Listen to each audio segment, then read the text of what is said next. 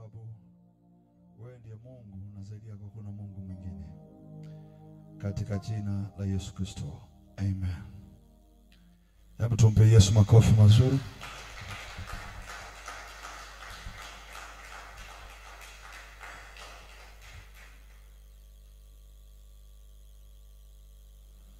Shalom. Bwana sifiwe.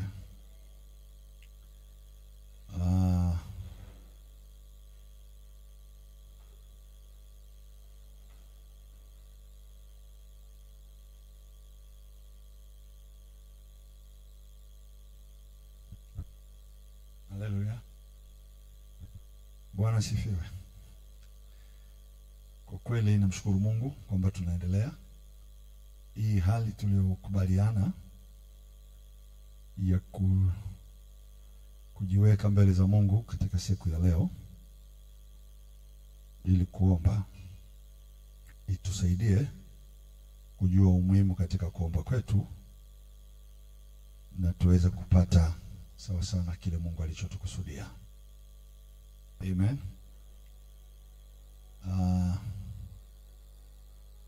Tumezungumzia juu ya mlima wa Mzeituni. Kwa lugha nyingine tunasema mlima wa Masia au mlima wa Kristo. Maana mzeituni ni mafuta na Yesu ni mpako wa mafuta.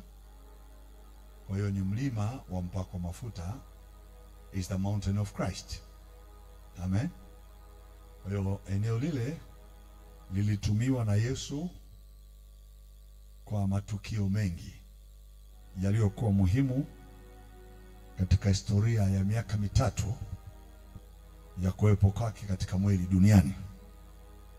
Ile hali ilimpelekea kuanza huduma yake ya kufundisha akiwa katika mlima wa Mzeituni, na alifundisha mambo mengi katika mlima ule, akiwaambia makutano katika hekima na maarifa ya juu sana ambayo yamesadikika na hata watu wa vizazi vyote wamekubali. Hotuba ya mlimani ndiyo hotuba bora duniani, haijawahi kufikiwa na mtu mwingine. Bwana sifiwe sana. So ilienda katika mwisho wa safari yake pia mahali aliwahi kufikia kabla hajaenda msalabani.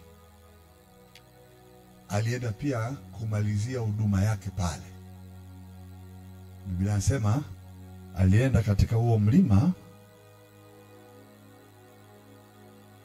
ili kuomba. Amen. Na maombi yale yalikuwa na wanafunzi wake katika kitabu cha Luka. Bwana sifiwe. Aliomba tuseme kwa uchungu, maombi ambayo aliwataka wanafunzi wake nao waombe kwenye kipindi hicho angalau lisali moja. Ilikuwa ni usiku baada ya kula meza ya Bwana. Wakaondoka wakaenda mlimani, mlima ule wa Mzeituni, na kuomba pale na wanafunzi wake, lakini wanafunzi walilemewa na usingizi, jambo ambalo lilimhuzunisha Yesu. Akawaendea, akawaamsha, akamwambia ombeni msiingie majaribuni. Amen. Akaondoka akaenda, akarudi tena akawakuta wamelala. Akamwambia hamkuweza kuomba pamoja nami hata lisali moja?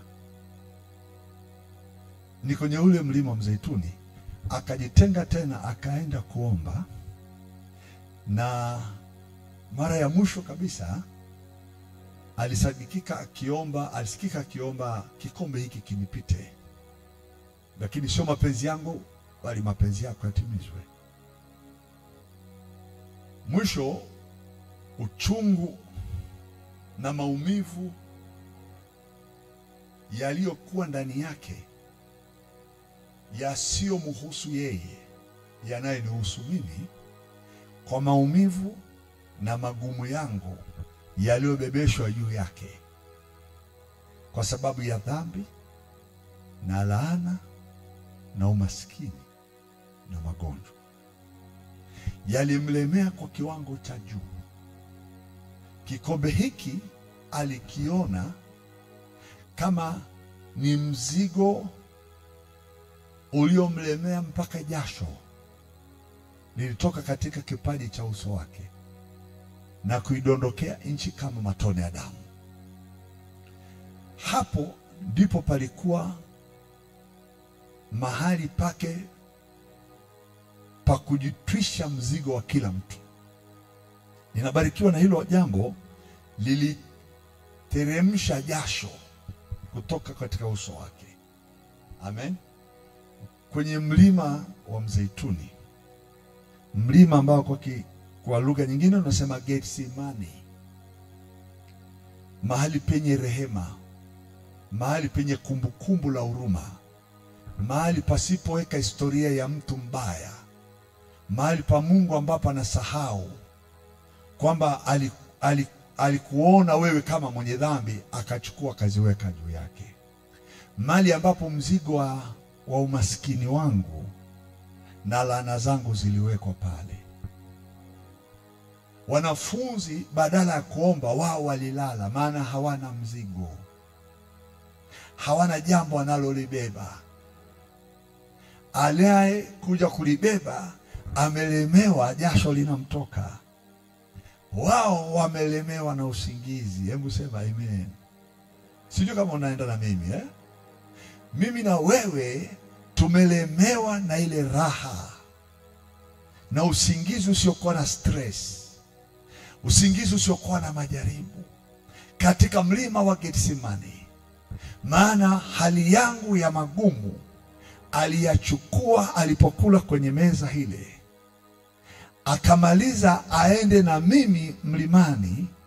Badala mimi nilemewe, mzigo wangu kaamia kwake aliposema, huu ni mwili wangu utolewa kwa ajili yenu, na damu hii ni agano jipya katika damu yangu, kwamba hukumu yenu imegeuzwa iwe yangu, dhambi zenu ziwe juu yangu, makosa yenu na umasikini wenu. Kwa hivyo viliingia kwake, vikawa mzigo usiobebeka. Akamwambia, Baba, mzigo huu, kikombe hiki ni kizito.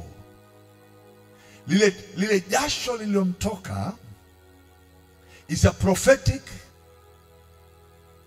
ya kila umasikini tuliopewa wa laana. Katika kitabu cha Mwanzo sura ya 3, baada ya mwanadamu kuanguka kwenye dhambi, mwanamume akaambiwa, utakula kwa jasho, miiba na michongoma itaota kwa ajili yako, hata siku ile utakaporudi katika udongo ambao kwa huo ulitwaliwa. Kwa hiyo mfumo wa mahangaiko ya mwanaume uliingizwa kwenye mwili ule. Lile tendo la laana ya umaskini na mahangaiko ya mateso ya kutafuta chakula na riziki ya kila siku vilibebeshwa kwenye mwili wa mtu anaitwa Yeshua. Akaubeba mzigo wa mahangaiko yako. Kwenye mlima Getsemane, lile jasho lako la laana liliondolewa, akalibeba yeye. Na zile nguvu za mateso na mahangaiko na masumbufu ya maisha yaliyoingizwa katika ardhi, yaliyoingizwa katika udongo, yaliyokuwa yakiota kama miiba na michongoma, iliondolewa katika udongo, ikatengenezwa taji, akavalishwa Yesu, ili nisiingie katika kuwaza usiku na mchana, nitaanzaje, nitamalizaje maisha haya. Yeye akayabeba hayo mahangaiko yako ili tusihangaike tena. Na akasema, akawaambia mara ya mwisho, haya laleni sasa. Amen.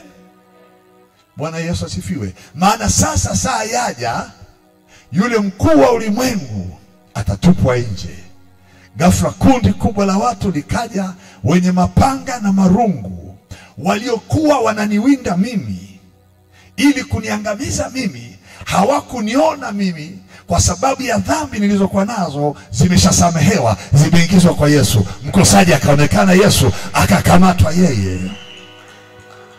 Sawa sawa. Wale wote waliokuja pale na silaha walikuwa ndio kundi linaloniwinda mimi tangu tumboni mwa mama yangu. Walikuwa wananitafuta kabla hata sijazaliwa. Silaha hizo zote zilizokuja zilikuwa zimetengenezwa purposely, si kwa ajili ya Yesu, kwa ajili yako. Maana Yesu hakuja duniani akiwa mwenye dhambi, alikuja kama mtu anayekuja kumkomboa mwenye dhambi. Ndio zile silaha zote zilizobeba, akawaambia mnamtafuta nani? Maana kama ni hawa hamtaja kuwatafuta. Wakasema Yeshua, akasema ni mimi hapa. Wakaanguka. Na tangu sasa ule unabii ukatimia, atakaye kutafuta wewe hataweza kusimama tena, ataanguka kwa sababu ya mlima wa Getsemani. Umebeba matatizo yetu yote. Naeleweka kidogo? Hebu sema, Bwana Yesu, mlima wa mafuta umebeba mateso yangu yote. Mahangaiko na masumbufu ya maisha hayatanilemea tena. Kuanzia leo wanaonitafuta kwa mabaya hawatasimama, wataanguka mbele yangu katika jina la Yesu. Amen. Biblia inasema hawakuondoka na mtu mwingine pale, wakaondoka na Yesu. Haleluya. Na ndivyo mwisho wa maadui zako, hawatakupata wewe tena, kwa sababu tayari wamempata aliyebeba matatizo yako. Jamani, tuko kwenye mlima wa Getsemani. Haleluya. Badala ya wewe uwindwe, wewe kuwa mawindo ya maadui zako, sasa Kristo amekuja mbele ya maadui zako, akajitoa yeye ili wewe usipatikane. Maadui wako wakamchukua ili kwenda kumwangamiza. Halikuwa sio yeye wa kufa, ilikuwa ni wewe na mimi wa kusulubiwa. Ilikuwa ni wewe na mimi wa kupigwa. Ilikuwa ni mimi na wewe wa kudharauliwa, ni wa kupigwa na kutemewa mate na kufanyiwa dhihaka. Lakini Getsemani, haleluya, Getsemani, mambo yaliyokuwa yametendeka pale Getsemani ni transfer ya haki yake na dhambi yako. Maandiko yanasema Wakorintho wa pili 5:21, yeye asiyejua dhambi alifanyika dhambi kwa ajili yenu, ili ninyi mpate kufanyika haki ya Mungu katika yeye. Transfer ile dhambi na mzigo wa mahangaiko na masumbufu na magonjwa na vyote vikapandwa juu ya mwili wake. Akaenda na akabeba hukumu ya kila mtu. Ninaliona hilo jambo katika mlima wa Getsemani. Haleluya. Bwana asifiwe. Ninaliona hilo jambo ambalo Simeoni Petro alitafuta kujitetea mwenyewe. Yesu akamwambia hapana. Amen. Kama ningelitaka mimi ningeliagiza malaika wangelikuja 10,000 hapa, lakini sikutaka. Nimekuja ili niukomboe uzao wa mwanadamu. Usijipiganie tena. Haleluya.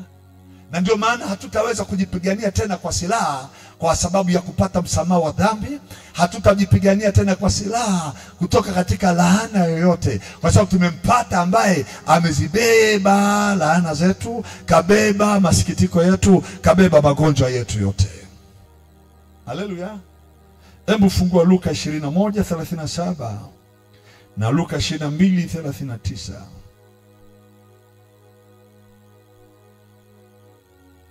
Bwana wa Mungu mpo? Bwana asifiwe. Nianze Luka 22.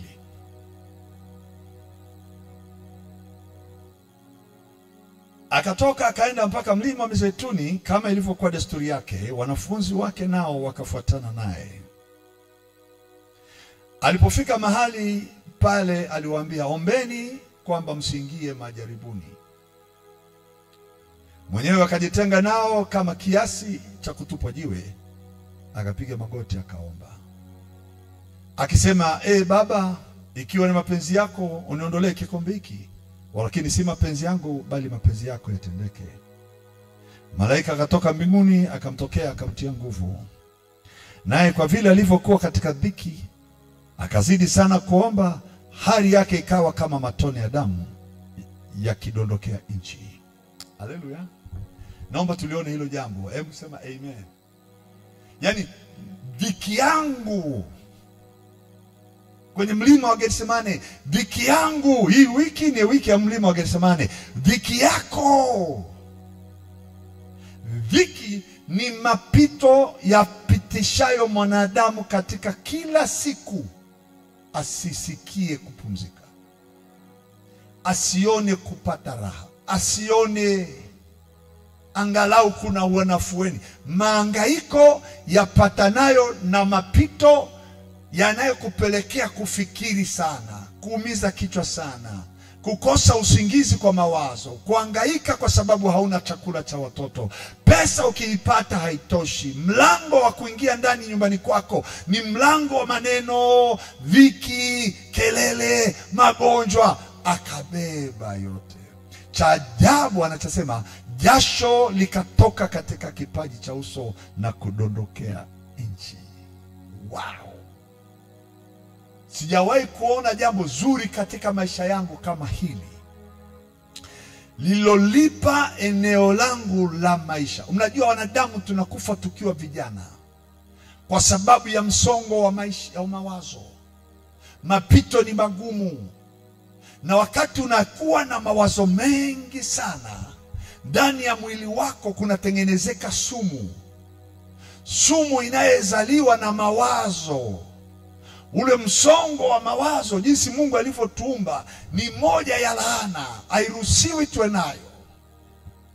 Na asili ile ikishateremsha sumu kwenye mwili, inatengeneza aina ya magonjwa. Na yale magonjwa yanaanza kutengeneza labda aina mfumo wa bakteria watakaozaliana mahali. Utajikuta tu tumbo linapata ulcers. Unaumwa na kichwa, unapata pressure. Unakuwa na ugonjwa wa aina fulani ambao unakupelekea baada ya kitambo tunakupoteza. Kwa asili hiyo nayo, kwa sababu ya mahangaiko, masumbufu ya maisha, Kristo alichukua hiyo hali. Haleluya.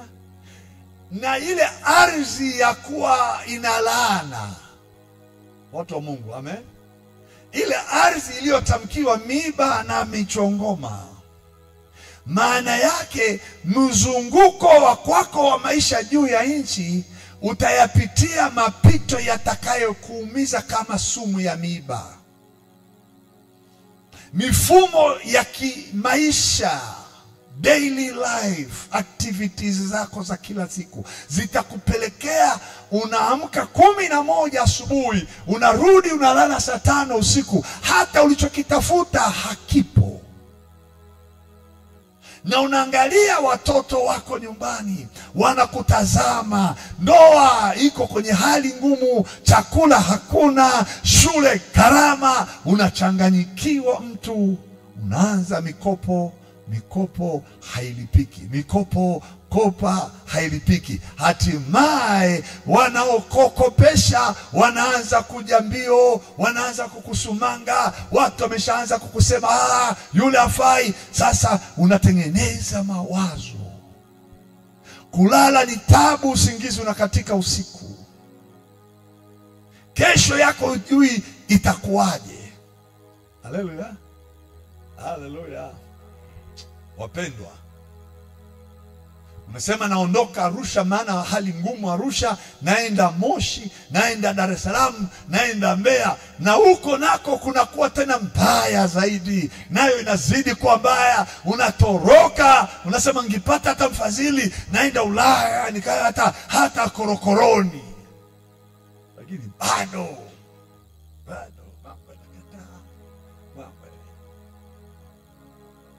mwisho unaonaga watu wanaishia kwa waganga wa kienyeji. Na mganga kienyeji anakuambia nyota yako imeibiwa.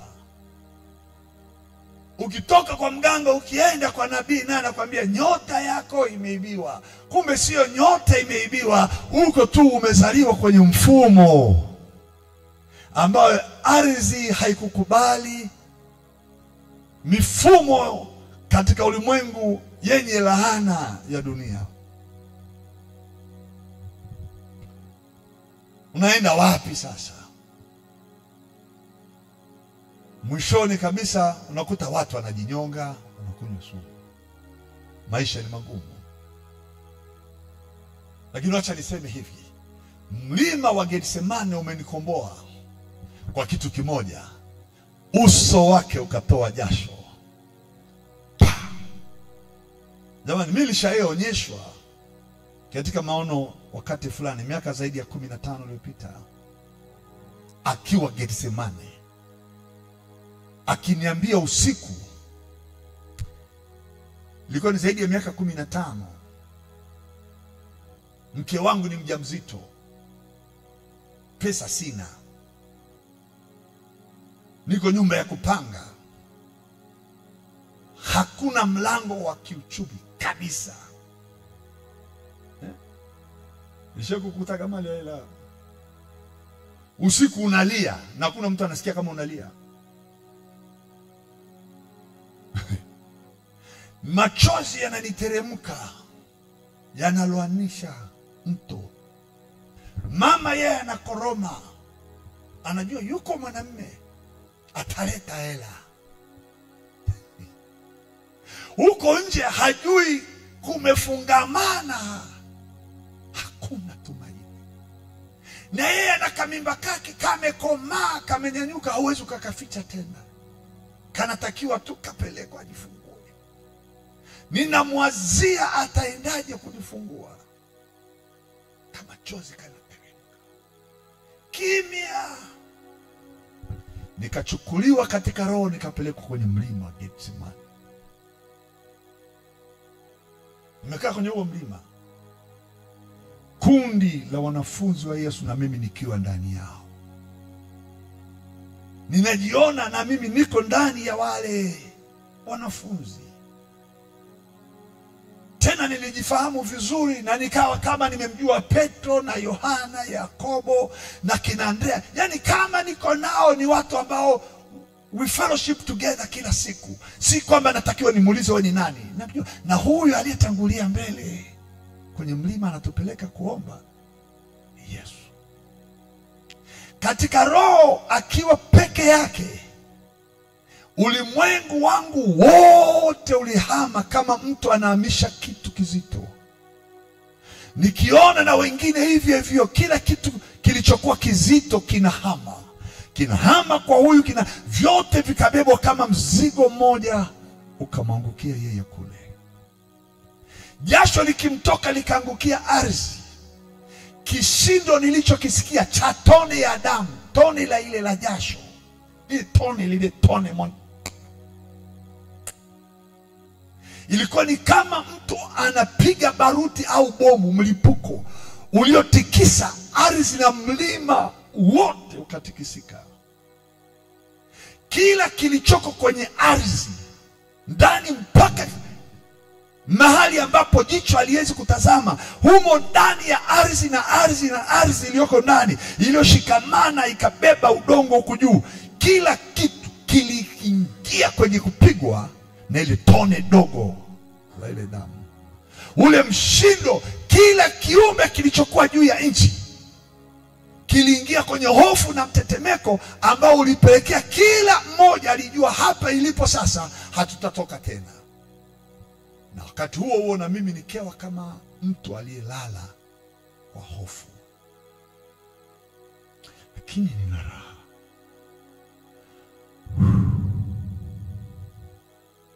Nilipoangalia kule alipo yeye, ninamwangalia anavyoumia badala yangu. Sauti kanisemesha,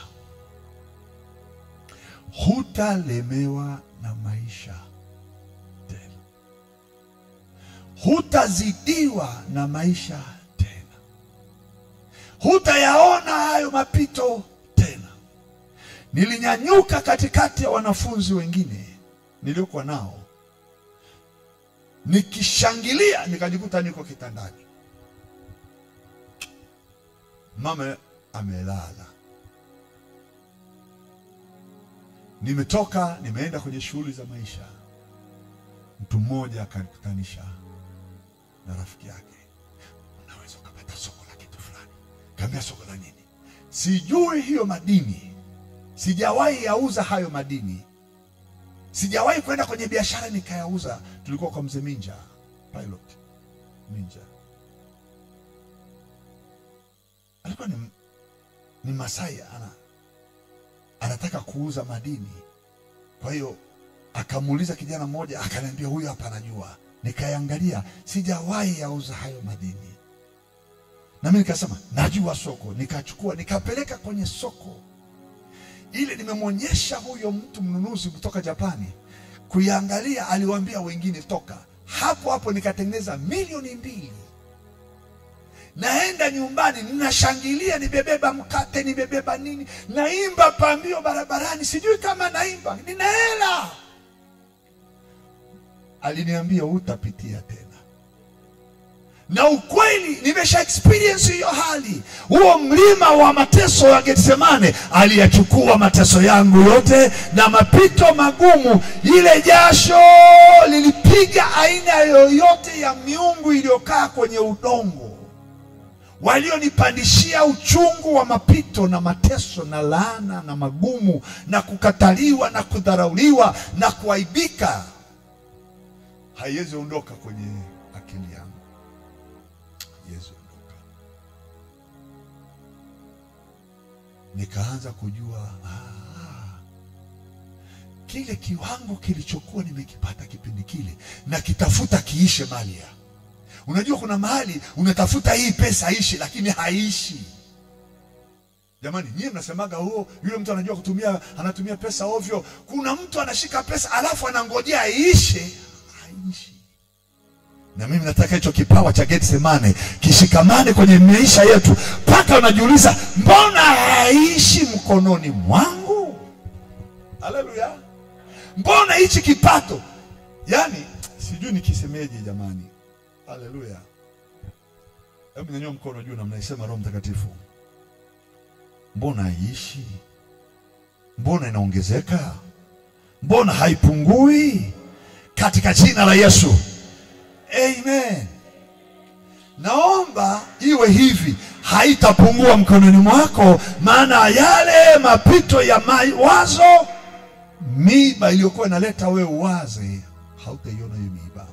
Sasa taji ile iliyokuwa imewekwa kichwani mwake, alisokotewa taji ya miiba ya ile michongoma katika uso wake. Let me tell you this. Hautawaza, hautavalishwa taji ya taabu, hautatembea kichwa chako kikauma kwa ajili ya kesho. Getsemane ametubadilishia. Mpigie Yesu makofi mazuri kabisa.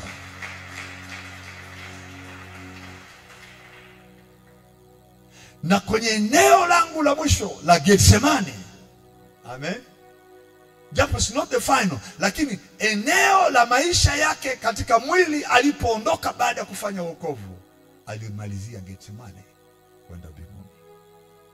Haleluya. Maandiko yanasema akiwa pamoja na wao pale katika mlima. Hebu fungua pamoja na mimi Matendo ya Mitume. Haleluya. Sema amen. Matendo ya Mitume inakaaga wapi? Agano Jipya, Agano la Kale? Nabidi niwaulize wanafunzi, maana wengine wanaanza kutafuta kwenye kitabu cha Mwanzo kule. Matendo ya Mitume sura yake ya kwanza.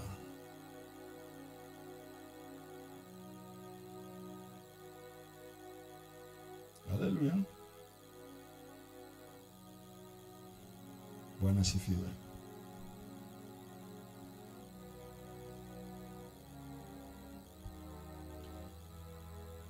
Mstari wake wa 11. Mstari ninaanza wa 9. Akiisha kusema nao, alipokuwa wakitazama, akainuliwa, wingu likampokea kutoka machoni pao. Katika huo mlima wa Getsemane, walipokuwa wakikaza macho mbinguni, yeye alipokuwa akienda zake, tazama watu wawili wakasimama karibu nao wenye nguo nyeupe katika mlima ule. Wakasema, enyi watu wa Galilaya, mbona mnasimama mkitazama mbinguni? Huyu Yesu aliyechukuliwa kutoka kwenu kwenda juu mbinguni atakuja jinsi hiyo hiyo mlivyomwona akienda zake mbinguni. Haleluya. Bwana asifiwe. Anaondoka, ameshamaliza kazi, anarudi Getsemani. Na eneo hili anapoagana na wao. Haleluya. Bwana Yesu asifiwe. Aliagana wakiwa na wao, lakini angalia kitu ambacho kiko hapa. Kinaonyesha vile wanafunzi walipata fursa ya kukaa na yeye na kumwona akiondoka akiwa amemaliza kazi. Bwana asifiwe. Katika mlima wa Getsemani, ile kazi alinipa Baba nimeimaliza, sasa ninaondoka. Namna alivyokuwa anaenda. Amen. Wanafunzi wakibaki wanamtazama, wananyanyua macho yao, wanamwona akienda. Haleluya. Chukua picha hii. Bwana asifiwe. Ameshamaliza kazi yote, mambo yangu yote kashayamaliza. Magonjwa hakuna, umaskini, madeni hakuna, laana hakuna, uchawi hakuna. Amen. Roho za mizimu hakuna. Amebaliza kila kitu. Sasa anaondoka. Biblia inasema wakawa wakiangalia mbinguni. Bwana asifiwe. Wakimtazama anavyoenda. Inaleta raha kabisa. Jamani, nataka muangalie hapa. Walipokuwa wakikaza macho mbinguni, yeye alipokuwa akienda zake. Amen. Tazama watu wawili wakasimama karibu nao wenye mavazi au nguo nyeupe. Bwana asifiwe sana. Sema amen, amen. Anatuachaje? Amen. Haleluya.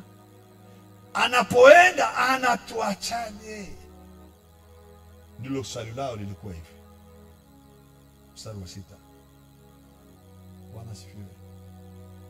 Anasema hivi, basi walipokutanika wakamuuliza wakisema, je, Bwana, wakati huu ndipo utakaporudishia Israeli ufalme? Akawaambia, si kazi yenu kujua nyakati wala majira Baba aliyoweka katika mamlaka yake mwenyewe, lakini mtapokea nguvu. Naona hiyo lugha tena Bwana asifiwe. Akiisha kwa ajili ya juu yenu Roho Mtakatifu, nanyi mtakuwa mashahidi wangu katika Yerusalemu na katika Uyahudi wote na Samaria na hata mwisho wa nchi.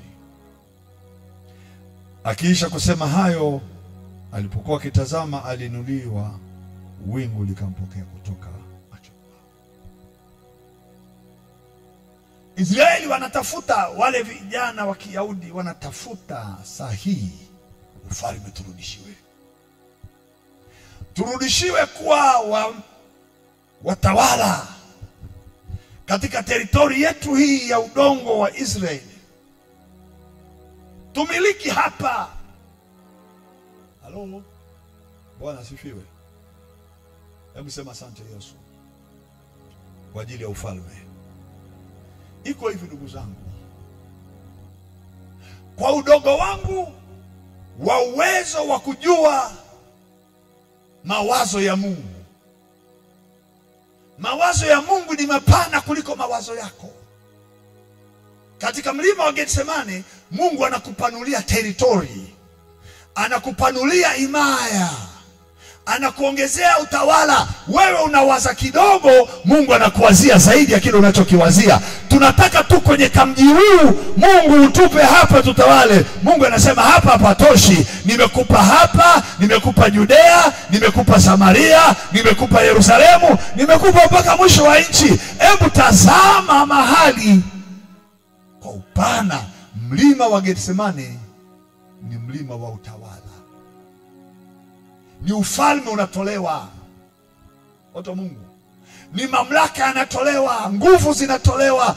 Usiwe tu hapa Yerusalemu, lakini imiliki Yerusalemu, miliki Judea, miliki Samaria, miliki mpaka Kisongo. Nenda hata mwisho wa nchi. Popote utakapokwenda, utaenda ukiwa kama mfalme, utaenda kama mtawala, na hautamilikiwa, utamiliki. Haleluya. Naomba Mungu akupe utawala wa Getsemani. Sema amen, amen. Hebu sema mafuta ya Getsemani. Sema tena mafuta ya mzeituni yamenipa ufalme na utawala. Kwa nini nasema hivi? Natamani yaone mawazo ya Mungu akata namaliza na wanafunzi wake. Amen. Kila mzazi aliyebarikiwa kwa asili kwenye Biblia hakufa akaondoka tukamzika tukapoteza uhai wake, hatutamuona tena bila kuacha urithi. Ndugu zangu, kufa tu pupa, jamani ameondoka. Watoto wanahangaika. Sasa baba ameondoka, hajatuachia kitu, hajatuachia baba ile shamba hajasema ni la nani. Yesu akuondoka kwa kukimbia. Alikufa akamaliza. Amen. Akafufuka siku ya tatu, akaja akatoa title deed, hati miliki ya utawala wako. Utakapoanza kuanzia saa hii kuelewa uweza uliomnyanyua kutoka juu. Utakaponiona, Elia anasema, anamwambia Elisha, utakaponiona ninaenda, basi utapokea kile kiwango mara 7 ulichokitaka. Hautapokea kidogo, lakini utapokewa maradufu. Ghafla pakatokea farasi na mpanda farasi wa moto, wakapita kati ya Elisha na Elia kumtenga Elia na Elisha, alafu wakaondoka na lile koti la urithi likamwangukia Elisha. Elisha akasema, baba yangu, baba yangu. Hakusema mama, kwa sababu mama hana urithi, baba ndo mwenye urithi. Lilipomwangukia, upako ukaingia ndani yake maradufu. Akachukua lile vazi, akapiga maji ya Jordan, akasema, yuko wapi Mungu wa Elia? Maji ya Jordan akapasuka. Elisha akapita. Lile tukio linazungumza na sisi leo. Yule aliyekuwa amefufuka anaondoka, aliyetoa jasho ili nisiteseke anatakiwa anipe sasa title, nisilale kwa njaa, title watoto wangu wasiombe duniani, title wasihangaike duniani, nipe. Twende tukapeane wapi? Kwenye mlima wa Mizeituni. Ninaenda kuachilia hiyo neema pale. Nikiondoka umepokea. Biblia inasema wakamuona, wakamkazia macho. Trust me, hutakaa kuwa maskini kwenye ulimwengu, maana alichukuliwa mbele ya macho yetu. Tukimwona hatutapapasa macho. Hajaondoka kama mwivi, ameondoka kama baba, atuachie urithi. Akasema sio wakati huu kujua wakati na majira ya Israeli, kakipande kadogo achana nacho. Anza kutawala Yerusalemu, Judea, Samaria. Hata mwisho wa nchi ni wapi pastor wangu? Mpaka Loliondo, mpaka Mongolia.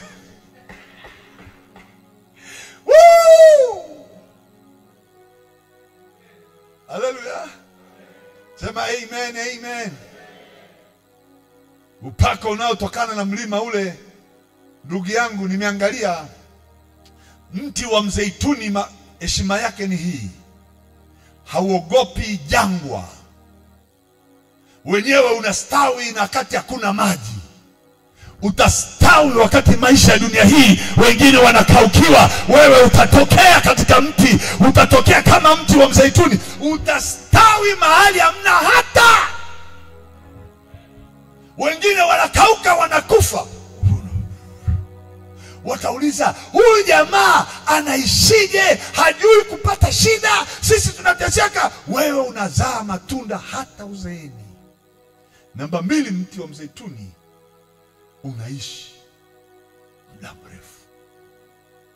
Muda mrefu ni nini? Ngoja kutafsiria kidogo. Watu wa Mungu tuelewane hapa.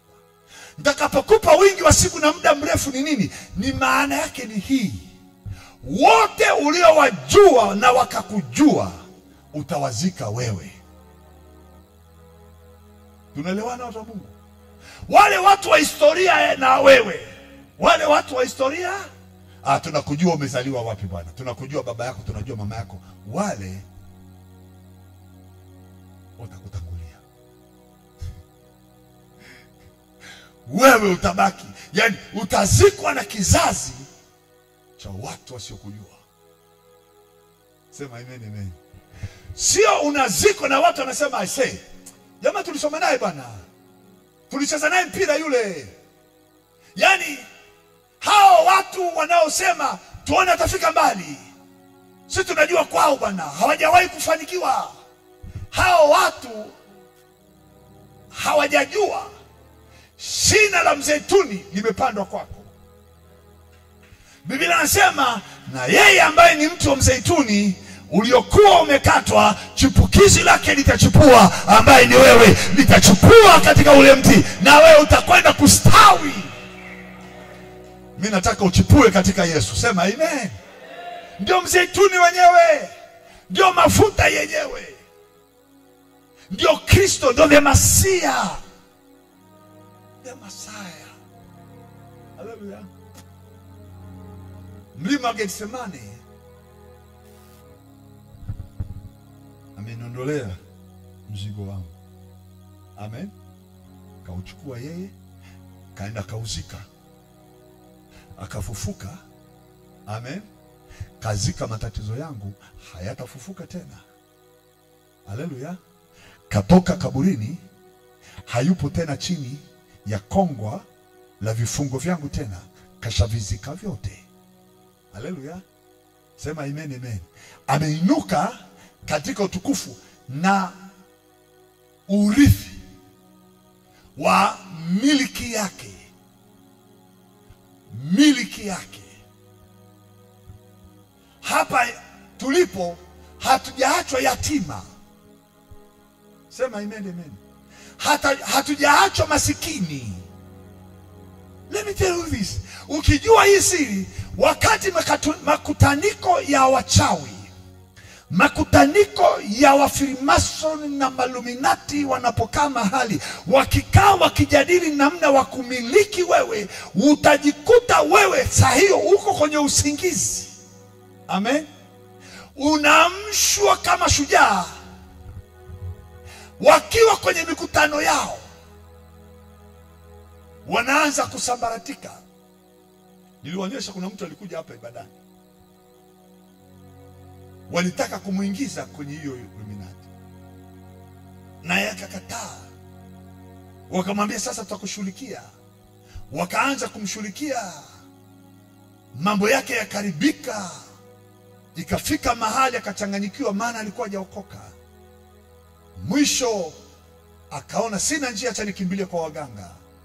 Mganga wa kwanza akajaribu, akamwambia ngome imemkataa, jaribu mganga huyu kwa adresi nyingine. Na huyu naye akajaribu, akamwambia ndugu, hapa tumekataa hii kazi, hii mambo, huyu anayekushughulikia hatuna nguvu naye. Watatu naye akasema haiwezekani. Wa mwisho akamwambia sikiliza ndugu, tunajua wewe ni Mkristo lakini kanisani hujui, nenda kwa Yesu. Mganga wa mwisho anamwambia nenda kwa Yesu. Ukienda kwa huyo aliyekufanyia haya mambo atashughulikiwa kisawasawa. Jamaa akageuza kibao akaja kwa Yesu. akaanza kutembelea kwenye mitandao ya jamii, akanisikiliza na walichohubiri huko ndani. Alipokisikia akaanza kupokea. Hajanitafuta bado. Kila nikiombea watu kwenye simu, kwenye mitandao, naye anapokea. Kila nikiombea watu sema amen, naye anasema amen. Ngoma ikaanza kujibu, mambo yakaanza kunyoka. Wakati mambo yanamnyokea, wale waliomchukua wampeleke kwenye vifungo vile, mambo yao yakaanza kuharibika. Wanaenda chini, wao wakaanza kutafuta na wao msaada. Wakatafuta kiongozi wao wa juu sana. Alikuwa ametoka India, amekuja Mombasa. Akawapigia simu, tafadhali muje Arusha, munisaidie. Wakaambia Arusha tuwezi, ndege yetu ni ya haraka. Tena kama itabidi kuahirisha ndege, itabidi mulipe gharama zetu zote, tuahirishe ndege ya kuondoka.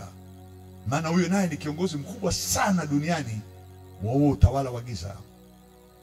Yule bwana wa Arusha aliyekuwa amemharibia maisha huyu mtu, wakaona sisi tuko radhi, tutalipa gharama, ahirisheni safari ya kuondoka kwenda India. Wakatuma hizo pesa za kuingia gharama ndege ya cancel, watafutie usafiri wakati mwingine. Wakapanga appointment ya kukutana. Huyu jamaa wa utawala wa giza Arusha anaona sasa hana mahali pa kutokea. Kuna jamaa limeshapokea imani katika Kristo Yesu huku, nguvu sasa hana ya kupambana naye, yeye ndo anazidi. Akaamua kupanga sasa safari ya kwenda Mombasa, akutana na huyo boss. Akiwa njiani Moshi hapa kwenye gari, pumzi ya hewa kwenye kifua ikashuka chini, akakosa oxygen, kakata roho kwenye gari. Kijana wake anatafuta njia, imekwaje? Akapiga simu Mombasa, mzee amekufa kwenye gari. Ukaambia angalia mkononi alikuwa amebeba jina la nani, anakuja kuniletea. Akamtajia jina la yule bwana. Akasema tena nashukuru hajafika. Hilo jina la huyu jamaa angelifika huko, mimi ndio ningelikufa. Ni afadhali amemalizana huko wenyewe. Yoyote anayelibeba jina lako sasa hivi hajui kama amebeba jina lenye kesi nzito, ambaye atakayesimamia hiyo kesi yuko kwenye kiti cha enzi, anatawala, anaitwa mfalme wa wafalme na bwana wa mabwana. Wataangamia kabla hawajafika kwa mshtaki wako.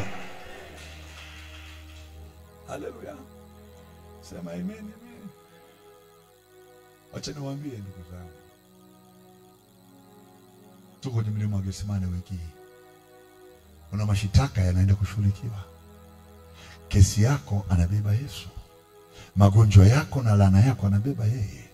Maumivu yako na dhambi zako na hitaji lako, ndoa yako, watoto wako, itakuwaje kazi yangu, anaibeba yeye. Alafu jasho acha litiririke kwenye uso wake, halitaangukia ardhi bure. Nitaiondoa laana ya nchi hii, nitaondoa laana ya udongo wa mahali ulipozaliwa. Kila miiba na michongoma kabla hata baba yako hajazaliwa, iliyoota katika ukoo wenu haitakusumbua tena. Iliyoota kwa ajili ya taifa la Tanzania haitakusumbua tena. Aina yoyote ya miiba iliyobeba laana ya maisha yako, ile miiba inachomolewa. Sema amen.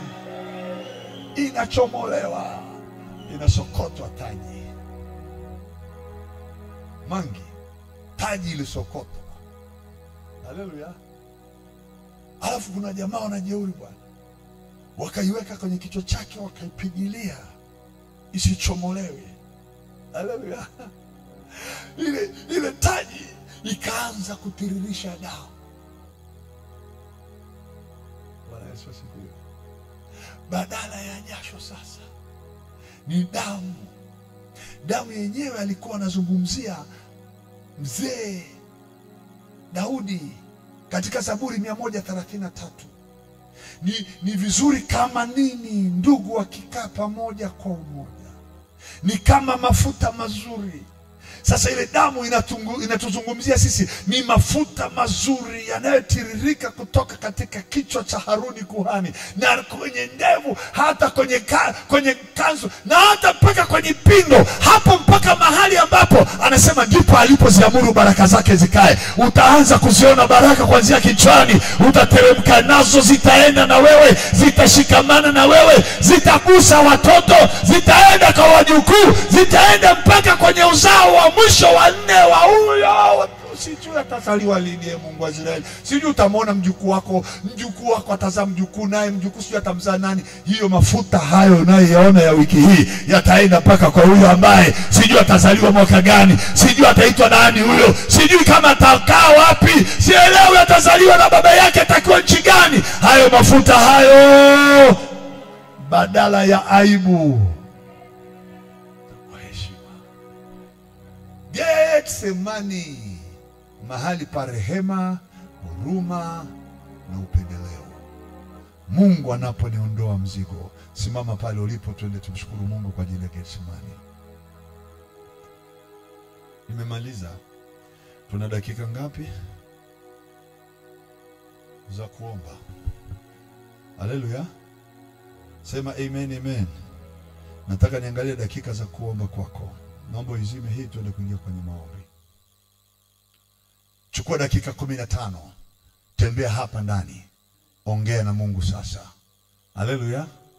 Hebu nyanyua mkono juu, sema Roho Mtakatifu, niko kwenye bustani ya mahali pa kupeana matatizo yangu, huzuni yangu, aibu yangu, umasikini wangu. Niko kwenye shamba lako, shamba lile ambalo Adamu aliambiwa utakula matunda. Na mimi niko kwenye shamba lako hili. Ni yale matunda yaliyo ya uzima, yaliyo ya afya, yaliyo ya mafanikio. Katika shamba hili umasikini hakuna. Katika shamba hili mauti hakuna. Sitaondolewa hapa. Magonjwa yangu yanachukuliwa na umasikini wangu. Zunguka pamoja katika maombi. Kama unajisikia kukaa, endelea kukaa. Mamoshaka rabogoya Rabosianta ramakanta ramori Ziagarabaganda ramatori bakasai. Father, in the name of Jesus, ukijisikia kukaa unaweza kukaa. Ukijisikia kutembea, kwa vyovyote muujiza wako uko kwenye kinywa chako. Unapogundua hapata kuwepo tena na huzuni moyoni wala stresi ya mawazo ya kesho, kwa sababu Yesu Kristo ni yeye yule jana, leo na hata milele. Uhai wangu umefichwa katika yeye, wala sio mimi ninaishi, bali ni yeye anaishi ndani yangu. Ninapokea mafuta ya Getsemani, ninapokea vipawa vya mlima wa Getsemani, mlima wa mzeituni unaonena na mambo ya kwenda kurithi na kutawala, katika jina la Yesu Kristo.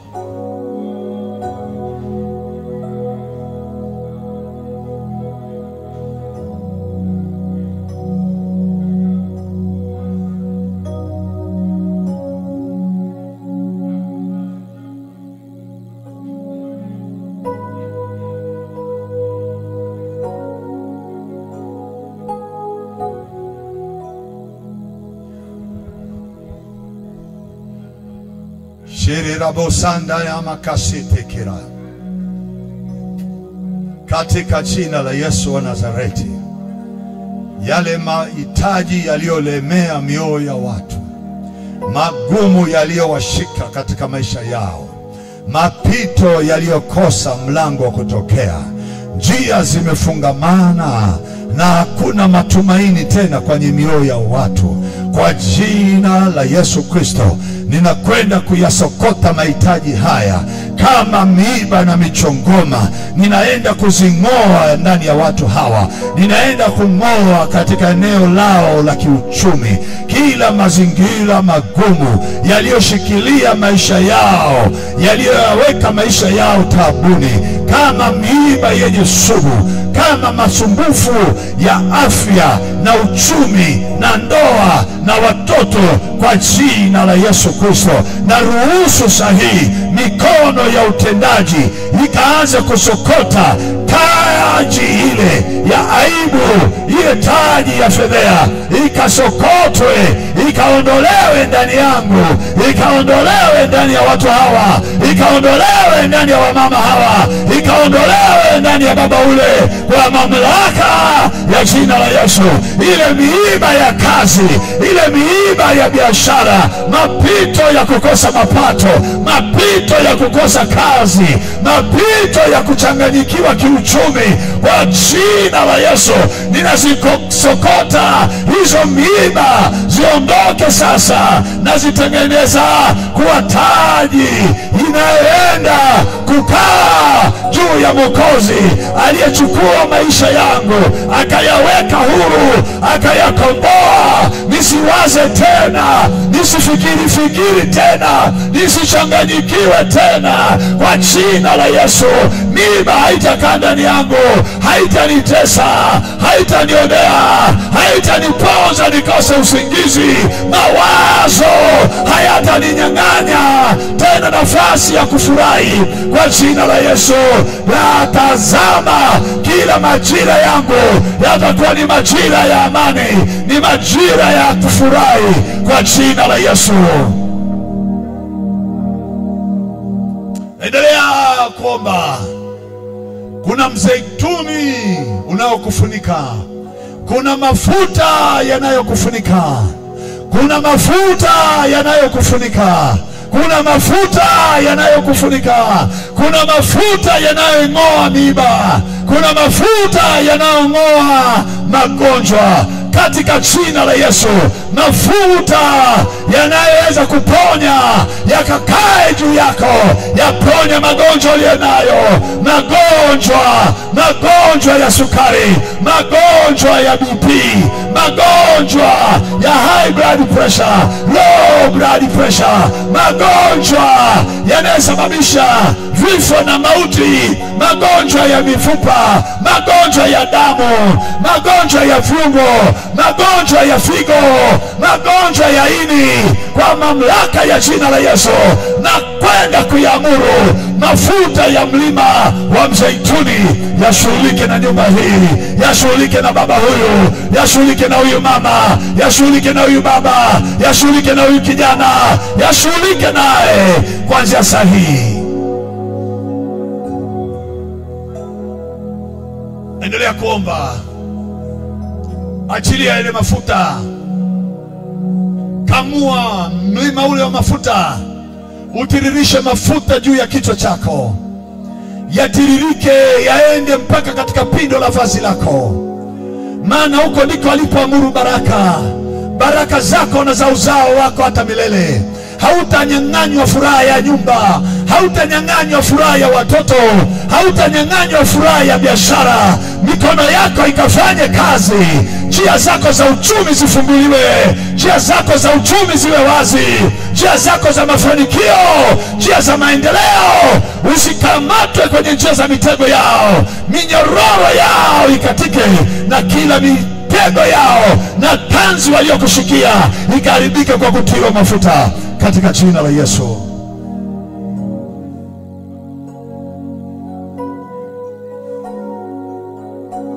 Thank you Father.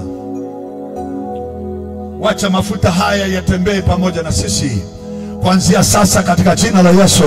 Mafuta haya yaliyomchukuliwa tukayaona katika kichwa cha Yesu, yale mafuta yameachiliwa juu yetu sisi, nasi tutatembea na mafuta yale yanayotenda kazi pamoja nasi katika kuponya na kutenda na kufanya mambo makubwa, miujiza na ishara mbalimbali zikitembea pamoja nasi. Mafuta haya yakatembea katika nyumba yaliyokuwa maskini wamekalia ndani, umasikini usiwepo, madeni yasiwepo. Chupa ile ya mafuta ikamiminwa kwenye vyombo vitupu, katika jina la Yesu.